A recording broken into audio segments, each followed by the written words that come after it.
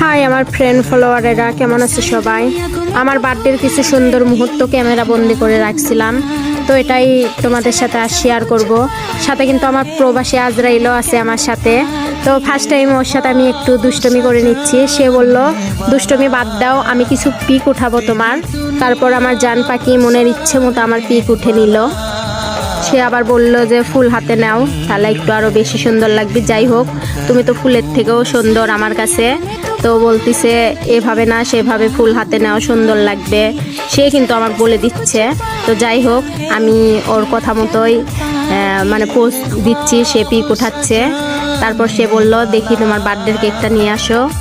বার্থডের কেকের পিক উঠা নিল, বললো যে হাতে নাও, তোমার ফেস সহকারে তুলি। এর মধ্যে আমার আজরাইলের চোখে পড়ছে গোলাপ দুইটা এ পাশে দেখা যাচ্ছে না, এ পাশে দিতে বলতেছে। তো এটাই কিন্তু আমার কাছে অনেক ভালো লাগছে যে সে আমার ছোট ছোট বিষয়গুলো, যে আমার দিকে যে সে এত খেয়াল রাখে, এটা আসলে আমার কাছে অনেক বেশি ভালো লাগে। তো যাই হোক, এভাবে আমার পাশে থাকেন সারা জীবন, এভাবে আমাকে চোখে চোখে রাখেন, এটা আমার কাছে অনেক ভালো লাগে। বাট পিক তোলার পরে সে বললো যে নাও কেক কাটো, এবার অনেক লেট হয়ে গেছে। সে কথা শুনে আমিও তাড়াতাড়ি করে কেক কাটতে বসে গেলাম। আসলে অনেক লেট হয়ে গেছে। সারাদিন যে আমার জান পাখি কাজ করে আমাকে সময় দিচ্ছে, এটাই আমার কাছে অনেক।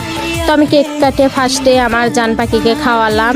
তো যাই হোক, সবাই আমাদের জন্য দোয়া করবেন, আমরা যাতে এভাবে সারা জীবন ভালোবেসে একে অপরের পাশে থাকতে পারি।